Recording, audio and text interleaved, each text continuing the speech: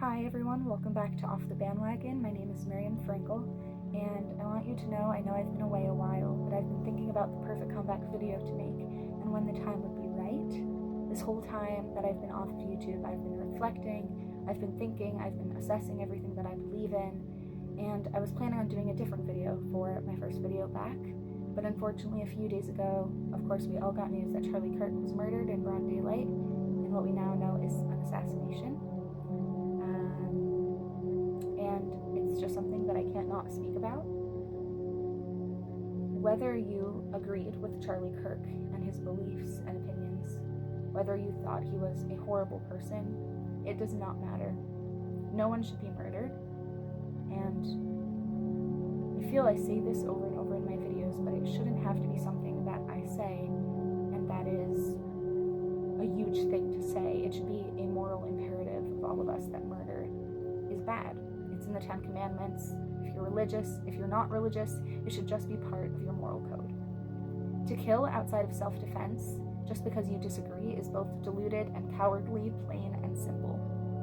It reveals a weak character, someone incapable of defending their beliefs. Through persuasion, debate, violence is the refuge of the intellectually feeble.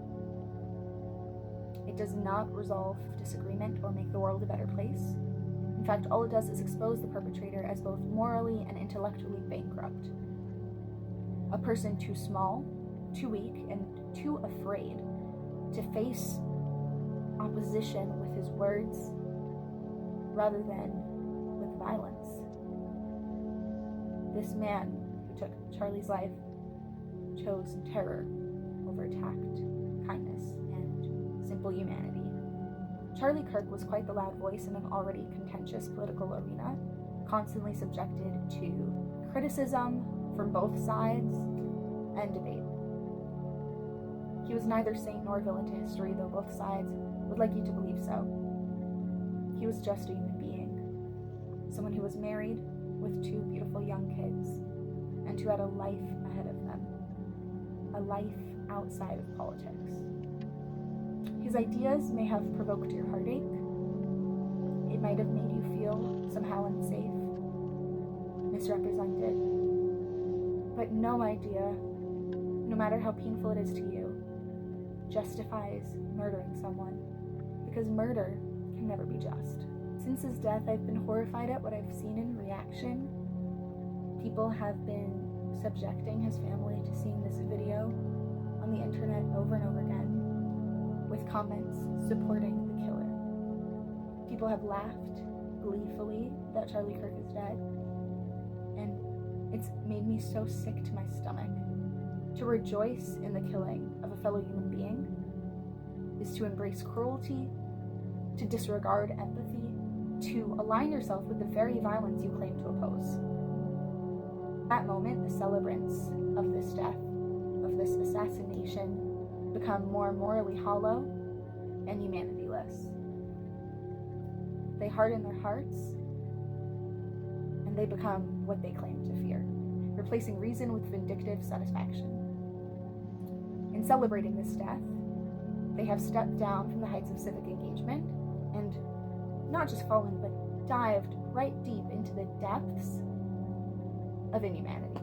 As a Jew, and someone who studies history, I've learned that history is our best teacher, and both current events and historical resources have taught us that any society that in any way glorifies or encourages this behavior of murder, that society has not just lost their moral high ground, but began a deep decline into what I can only describe as an unfortunate future that helps no one and harms everyone.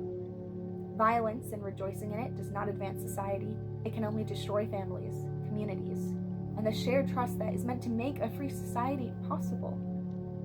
If we hope to preserve democracy in our republic, we must all collectively agree that we can only fight with our raised voices, with getting smarter in our values, with researching our policies, with sharing what we see as truth, and debating and sharing in conversations, rather than killing our opposition because it makes it easier for us to win the argument. You have not won any argument. You've hurt yours. Like I said before, you've shown that you have no argument, and all you really have is rage. That is not something to be proud of. Charliekirk's murder should not be being made into a spectacle as it has been, and it also should not be an excuse for partisanship to gloat. Instead, now should be a moment that both sides of the spectrum, that every single human unifies in the belief that no one deserves to die for their opinions. That should be our fundamental principle in society. I believe we're made in God's image, and that He created us as a people of high intellect, people with a conscience, people who understand moral imperatives, people who understand the need to love our neighbor as ourselves. We were not meant to be a people divided or a people of vengeance and violence. We were meant to be a people of intellectual and moral strength who made change through peace. Peace is the only way forward.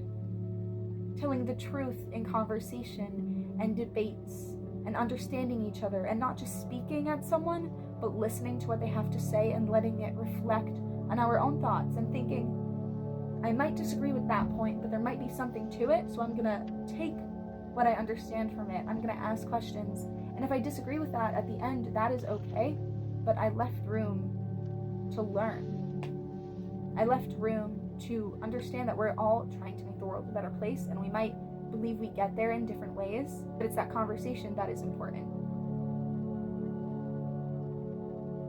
We have to understand that we cannot celebrate violence and also say we're anti-violence, even if the violence is perpetrated against someone you claim to dislike. I'm praying for Charliekirk's family, his wife and 2 kids. No kid deserves to wonder when their father is going to come home and never see them again. No child deserves to live with stories of their father rather than new memories. And no wife deserves to have her husband and partner and support be ripped out from under her. That is not what will make this world a better place. And so I'm praying for her and the family. I'm praying for the world to finally understand that violence will never be the answer. And I'm praying that we all as a community, as a global community, not just our United States, can start moving on a path towards peace. I did not agree at all with everything Charlie has said. I have found many things harmful. I have found many things that I simply disagreed with. But I will forever stand on the value that no one, whoever they are, deserves to die for speaking up. I hope we see better days in the near future.